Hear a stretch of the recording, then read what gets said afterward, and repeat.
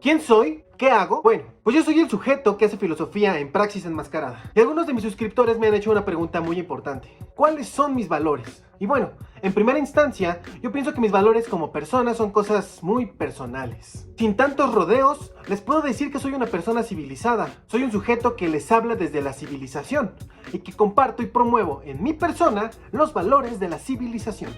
Sin embargo, lo que sí creo que es muy importante es de alguna forma decirles cuál es mi mapa filosófico, por decirlo de alguna forma, mi marco filosófico.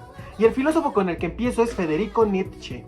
Algunos empiezan con René Descartes, porque Descartes pues tiene la esencia del filósofo, que es cuestionar la realidad.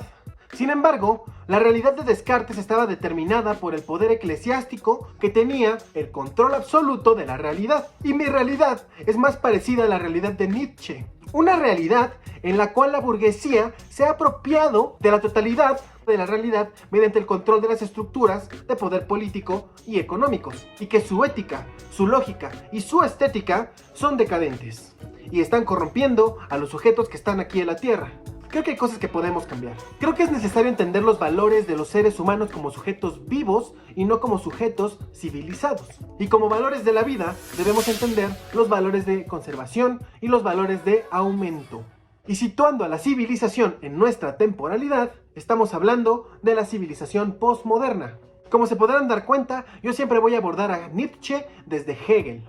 Hegel propone su sistema filosófico dialéctico para entender cómo es que evolucionan las ideas. Creo en el fenómeno del conocimiento y creo que la dialéctica es el mejor sistema para debatir. Es decir, creo en la hipótesis del saber absoluto, que, como estamos en una civilización postmoderna, se encuentra fragmentado. Soy kantiano. Creo que el hombre nunca va a poder saber qué son las cosas en sí. Creo en la hipótesis del noúmeno kantiano, porque es el hombre que con sus sensibilidades de la materia y no la materia en sí, quien le da la capacidad de crear el mundo. Creo en la historia como un valor alto de la razón humana, y a Hegel siempre lo voy a abordar desde Heidegger. Hegel decía que la conciencia es igual al deseo. Heidegger decía que el ser se encontraba arrojado hacia sus posibilidades. En síntesis, el ser humano se encuentra arrojado hacia la posibilidad de hacer realidad sus deseos. Y dentro de eso, cualquier cosa es posible. Creo que la conciencia es un fenómeno, más que un conocimiento. Desde Kant te puedo decir que, como nunca vamos a poder saber qué son las cosas en sí, nuestro conocimiento siempre va a estar limitado.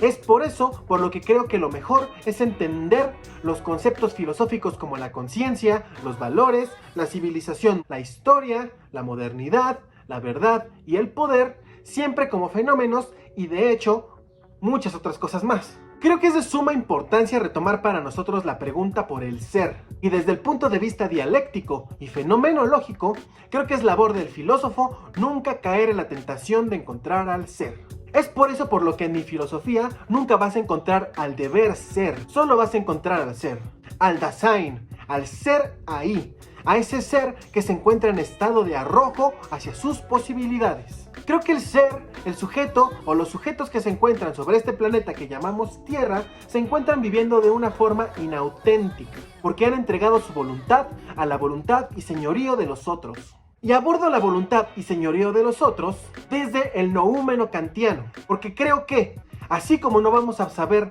nunca qué es propiamente la naturaleza, en esa relación sujeto-objeto que proponía Kant, creo que esa voluntad y señorío de los otros no son sensibles para nosotros los sujetos que trabajamos la materia. Sin embargo, y a pesar de lo anterior, para mí no va a haber una metafísica. O sea, ya sé que ya les puse un panorama de buenos y malos, o sea, nosotros los que vivimos de forma inauténtica bajo el dominio de los otros. Pero eso no es una metafísica si se toma desde el punto de vista del noúmeno kantiano. O sea, si eso que constituye el señorío de los otros es algo que nunca vamos a poder saber desde donde estamos en este momento, es debido a que nuestra sensibilidad a esa voluntad que nos tiene viviendo una existencia inauténtica se encuentra limitada. Es por eso por lo que yo propongo plantear la estructura, o una serie de estructuras, o un sistema de estructuras. Y esto lo tomo del filósofo Michel Foucault. Es decir, no partir del sujeto como punto de partida epistemológico, sino tomar como punto de partida epistemológico las estructuras de poder políticas y económicas. Y estos se nos van a revelar a través de las diferentes metafísicas que relatan el Zeitgeist o el espíritu de los diferentes tiempos. No hay una metafísica, pero sí va a haber metafísicas. Y es muy importante Voltaire para el canal, debido a que muchas metafísicas se nos van a revelar a través de los cuentos, de los cómics. Y como se han podido dar cuenta, ya por ahí dije burguesía, nomás me faltó decir proletariado. Pero pues ahí entre líneas lo digo, Carlos Marx es una gran influencia para mí. Y con el perdón para los marxistas, pero pues para mí, el materialismo dialéctico de Marx no tiene un grado científico. Es una metafísica más, bastante certera y útil para entender cómo ha funcionado la realidad, pero no me atrevo a encontrar un deber ser en Marx. Creo que es importante encontrar el punto de partida ontológico en el trabajo. También retomo de Marx en que creo que el sujeto que trabaja este lugar que llamamos tierra tiene que tomar su papel y responsabilidad en la revolución, desde la conciencia auténtica. Porque sí hay revoluciones, pero estas se encuentran realizadas por y para la burguesía. Cada avance tecnológico, cada revolución técnica y científica es para la burguesía en primera instancia. De esa clase de revoluciones creo que deberíamos participar más activamente, no solo como sujeto pasivo, que supuestamente se va a beneficiar de eso, es decir, participar en las revoluciones no solo como objetos, sino también como sujetos. Marx decía, como buen miembro de la izquierda hegeliana, que la religión es el opio del pueblo. Yo digo que hay muchas formas de opiar al pueblo.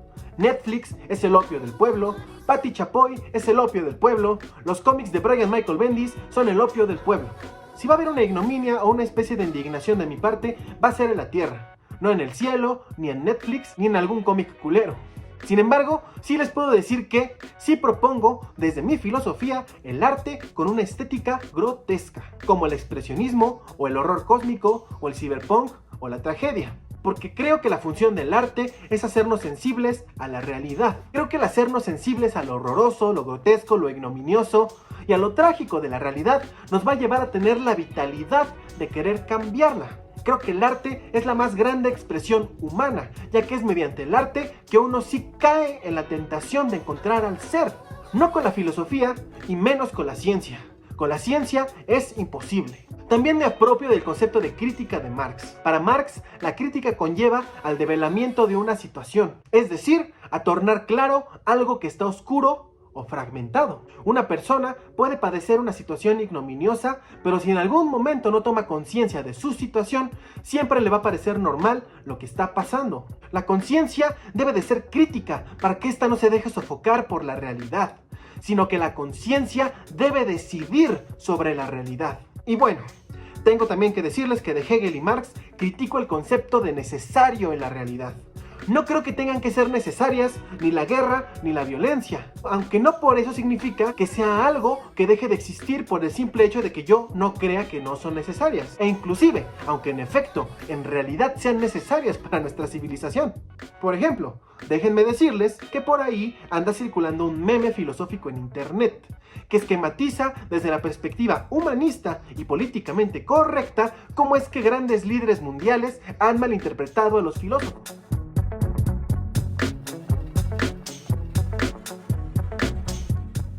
¿Cómo es que Stalin malinterpretó a Marx? Que yo les puedo asegurar que sí lo malinterpretó, por ejemplo. Sin embargo, en el meme también se muestra que Hitler malinterpretó a Nietzsche, o que Napoleón malinterpretó a Hegel. Puedo decirles que Hitler no malinterpretó a Nietzsche, porque Nietzsche vivió en carne propia las humillaciones en que quedó el Imperio Alemán luego de firmar el armisticio en Versalles. Y pues, cuando Nietzsche hablaba del espacio vital y de la voluntad de poder, se estaba refiriendo a efectivamente la necesidad del Imperio Alemán de tener espacio vital, es decir, de conquistar tierra. Y bueno, de Hegel y Napoleón, ¿qué les puedo decir? Si cuenta la leyenda que Hegel estaba escribiendo y al mirar por la ventana y al ver a Napoleón cabalgando, el mismo Hegel dijo: "Ah, miren, ahí va el espíritu absoluto a caballo". Entonces, ahí no estamos hablando de Napoleón interpretando a nadie, sino estaríamos hablando de Hegel malinterpretándose a sí mismo. O sea, Hegel propuso la dialéctica como sistema para encontrar la verdad absoluta, que es el espíritu absoluto. Y si Hegel ve en un emperador conquistador al espíritu absoluto, pues evidentemente está hablando de que la dialéctica se va a desarrollar mediante la guerra y la conquista, siendo la guerra y la conquista fenómenos necesarios para que la historia avance. Yo creo situando el pensamiento al presente absoluto, que no son necesarias la violencia ni las guerras para el desarrollo y avance de la historia. Y bueno, por último, y no menos importante, voy a traer al filósofo Jean-Paul Sartre por muchísimas razones. En primer lugar, porque creo en la libertad del ser, muy a pesar de las estructuras.